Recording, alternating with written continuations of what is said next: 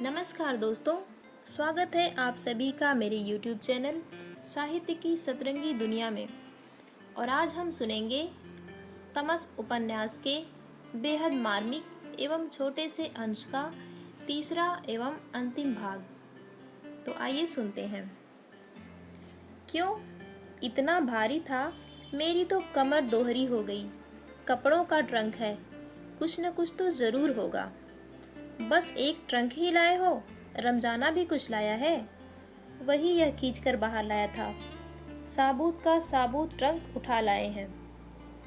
तुम्हें और क्या चाहिए?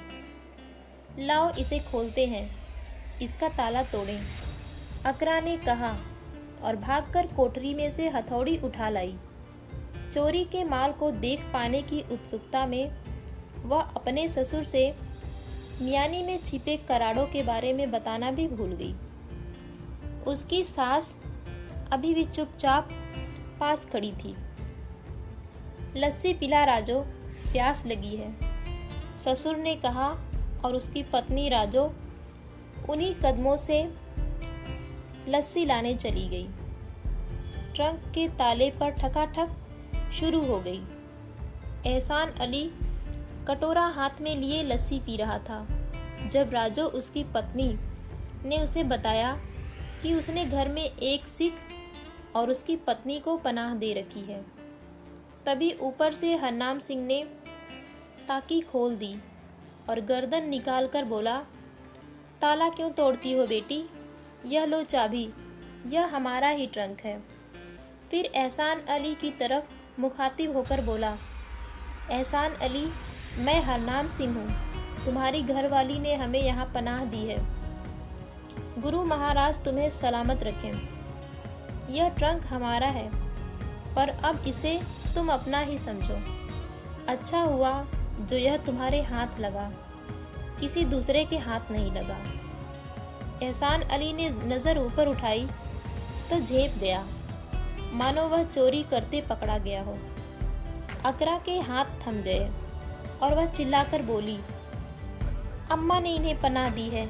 मैंने कहा भी था काफिर हैं, इन्हें अंदर मत घुसने दो, पर अम्मा ने मेरी बात नहीं मानी। अकरा अपने ससुर को खुश करने के लिए कह रही थी, पर एहसान अली अभी भी ठिठका खड़ा और अटपटा महसूस कर रहा था। किसी ज़माने में दोनों के बीच लेन देन रहा था और अच्छी जान पहचान रही थी। उसकी समझ में नहीं आ रहा था कि हरनाम सिंह के प्रति कैसा व्यवहार करे। ऐसे साक्षात की उसे उम्मीद नहीं थी। उसके खून में ऐसी गर्मजोशी भी नहीं थी कि किसी हिंदू अथवा सिख को देखकर आग बबूला हो उठे। हरनाम सिंह नीचे आ जा। फिर अपनी चोरी को उस एहसान की ओट में छिपाते हुए जो राजो ने इन दो व्यक्तियों पर किया था, तनिक दिलेरी के साथ बोला, खैर मनाओ जो तुमने मेरे घर में पनाह ली। और किसी के घर जाते तो इस वक्त जान से भी हाथ धो चुके होते। अकरा ताला खोलने के लिए उतावली हो रही थी, लेकिन राजो ने उसके हाथ से चाबी ले ली और उसके बार बार मांगने पर भी देने से इनकार कर रही थी। मैं तो तुमसे कुछ नहीं कहूँगा हरनाम सिंह, तुम मेरे घर आए हो, पर अब तुम यहाँ से चले जाओ। मेरे बेटे को पता चल गया कि तुम यहाँ पर हो तो वह तुम्हारे साथ अच्छा सलूक नहीं करेगा।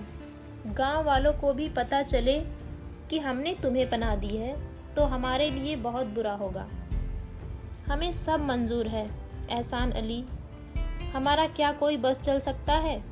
पर इस वक्त दिन दहाड़े हम बाहर जाएंगे तो हमें कौन छोड़ेगा?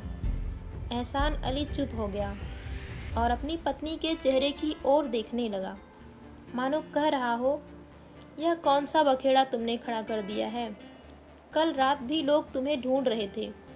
एहसान अली ने कहा, अब अगर किसी को पता चल गया कि तुम यहाँ छिपे बैठे हो तो लोग हमें भी नहीं छोड़ेंगे। तुम्हारा भी इसी में भला है और हमारा भी इसी में भला है कि तुम यहाँ से चले जाओ। अकरा अपने आप सीढ़ी उठाकर ले आई और मियानी के नीचे लगा दी। दोनों पति पत्नी चुपचाप नीचे उतर आए। दोनों बलि के बकरे नजर आ रहे थे, पर फिर वही नाटक हुआ जो सुबह के वक्त हुआ था। दोनों नीचे उतर आए थे। दोनों में कोई भी नहीं गिड़गिड़ाया। दोनों शांत थे और चुपचाप खड़े थे। हरनाम सिंह अपनी बंदूक मांगने जा रहा था और राजो आंगन के बीचों बीच चुपचाप कमर पर हाथ रखे खड़ी थी। जब एहसान अली बोला, इन्हें भूसे की कोठरी में बैठा दो, बाहर से ताला चढ़ा दे, ले यही ताला खोलकर ले जा, जा जल्दी कर। फिर हरनाम सिंह पर एहसान जताते हुए बोला, निगाह का लिहाज है हरनाम सिंह, पर जो कुछ काफिरों ने शहर में किया है, खुदा कसम उसे याद करके खून खौल उठता है। आगे आगे राजो चल रही थी और पीछे पीछे बंतो और हरनाम सिंह। कोठरी लांघकर घर के पीछे वे एक अंधेरे से दालान में पहुँचे, जहाँ गोबर, चारा और मवेशियों की तीखी गंध आ रही थी। यहीं पर राजो ने एक कोठरी का दरवाज़ा खोला। कोठरी फर्श से लेकर छत तक सूखे चारे से भरी थी। इधर बैठ जाओ, मेरा आदमी बड़ा नेकबख्त है। मुझे नहीं मालूम था कि तुम लोगों की जान पहचान है। जैसे तैसे यहाँ वक्त काट लो। हरनाम सिंह और उसकी पत्नी यहाँ भी उसी तरह जा बैठे जैसे मियानी में बैठ गए थे। यहाँ राजो ने दरवाज़ा भेड़ दिया और बाहर से सांकल लगा दी। वक्त कटने लगा। दोनों कुछ कुछ हौसला होने लगा कि यहाँ शाम तक पनाह मिली रहेगी। दिन में किसी वक्त राजो रोटियां और लस्सी भी दे गई। दोनों के पेट में रोटी गई तो त्राण मिला। देर तक दोनों अंधेरे में बैठे फटी फटी आंखों से अंधेरे में देखते रहे। बंतो ने फिर हरनाम सिंह से पूछा, तुम क्या सोचते हो, इकबाल सिंह गांव में ही होगा या वहां से भाग गया होगा? जो वाहगुरु को मंजूर होगा। कोई नेक वक्त उसे भी मिल जाए तो उसकी जान बच जाए। जसबीरो अकेली नहीं है, यहाँ अच्छा है। गांव में अपनी संगत के लोग बहुत हैं, सभी एक जगह इकट्ठे हो गए होंगे। इस पर हरनाम सिंह ने पूछा, यह लोग हमारी बंदूक लौटा देंगे ना? तू क्या सोचती है? पर मेरा दिल नहीं मानता। वे देर तक बातें करते रहे। कोठरी बंद थी, पर यहाँ उतनी उमस नहीं थी जितनी मियानी में रही थी। चारे के गट्ठरों के आगे बैठे बैठे दोनों की आंखें झपकने लगी। रात भर के थके थे। कुछ देर बाद दोनों को झपकी आ गई। उनकी नींद तब टूटी जब उनके दरवाजे पर कुल्हाड़े पड़ रहे थे और कोई चिल्ला चिल्ला कर कह रहा था, निकलो, बाहर निकलो, कहाँ घुसे बैठे हो? तुम्हारी माँ की, निकलो बाहर तुम्हारी। कुल्हाड़ी के प्रहार से बराबर पड़ते जा रहे थे। हरनाम सिंह और उसकी पत्नी दोनों हड़बड़ाकर उठ बैठे, मानो कोई दुस्वप्न देखकर उठे हों और सिर से पांव तक कांप उठे। निकाल चाबी, काफिरों को पनाह दी है, तुम्हारी काफिरों की मैं। और फिर एक और प्रहार दरवाजे पर पड़ा। आहिस्ता बोल रमजाना, किसी औरत की आवाज़ थी। शायद अकरा अपने पति को धीमा बोलने को कह रही थी। दरवाजे पर फिर से कुल्हाड़ी पड़ने लगी। दरवाज़ा ऊपर से चिर गया था, जिससे रोशनी की एक और दरार नजर आने लगी। फिर किसी दूसरी औरत की आवाज़ सुनाई दी, क्यों भौंक रहा है तू? क्या हुआ है? राजो की आवाज़ थी, किधर है यह चुड़ैल? तेरी मैंने जीभ न खींच ली तो कहना हरामजादी, तूने मना किया था, इसे नहीं बताना। क्यों बताया है? तेरे पेट में बात नहीं पचती? तू क्या चाहता है रमजाना? घर में खून करेगा? घर में पनाह लेने वाले को मारेगा? यह आदमी हमारी जान पहचान का है, हम इसके देनदार हैं। बहुत बकबक नहीं कर माँ। शहर में इन काफिरों ने 200 मुसलमान हलाल कर डाले हैं। इस पर कुल्हाड़ी का एक और प्रहार हुआ। निकलो, बाहर निकलो काफिरों। दो प्रहारों की में ही कुंडी टूट गई और दरवाज़ा भरभरा कर खुल गया। ढेरों रोशनी एक साथ आ गई थी। रमज़ान हाँफ रहा था। कुल्हाड़ी उसके हाथ में थी। पास में अकरा खड़ी थी, पीला जर्द सहमा हुआ सा चेहरा। एक और राजो खड़ी थी, उसके दोनों हाथ कमर पर थे। निकलो बाहर काफिरों। रमज़ान ने अंदर झांक कर देखा। हरनाम सिंह और उसकी पत्नी अंधेरे में एक दूसरे के साथ सटकर बैठे दरवाजे की ओर चुंधियाती आंखों से देखे जा रहे थे।